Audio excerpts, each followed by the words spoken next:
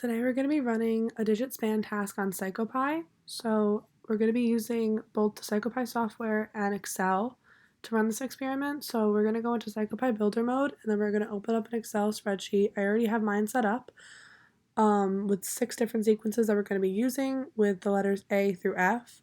So to start this off, we're going to go into Psychopy and open up a text box. So we're going to correspond each text box to the number of sequences that I have. So we're going to start with sequence 1. And we're going to make this time for 0.5 seconds to start the experiment. And we're going to keep the duration at 1 second. And the text box, so to make sure that we can correspond it when we connect the Excel later, we're going to set it up with $S1. And we're going to change this box here where it says constant. We're going to change it to set every repeat.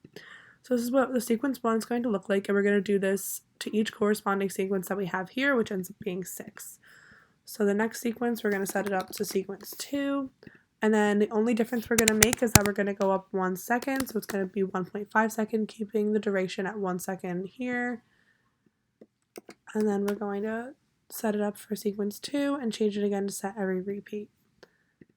We're going to keep doing this until we get to the correct amount of sequences to correspond with the Excel sheet that we have. Sequence 4. And just make sure that you are putting in the right times because that's the only thing that you're going to be changing.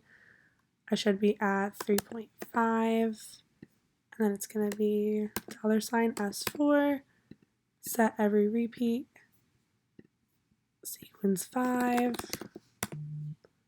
Now we're going to be at 4.5 seconds, keeping the duration at 1, and $S5, set a repeat, and then just one more time for our 6 sequences at 5.5 seconds, and then set every repeat. The next thing we're going to do is set up a keyboard. So here we're going to keep the start time at 0, or we're going to change our duration. We're going to make it 7 seconds to make sure that it goes like for all the time that we have. And then in the allowed keys, we're going to be putting the letters that we're using in this experiment. So we're going to put A, B, C, D, E, and F. We want to make sure we store our answers.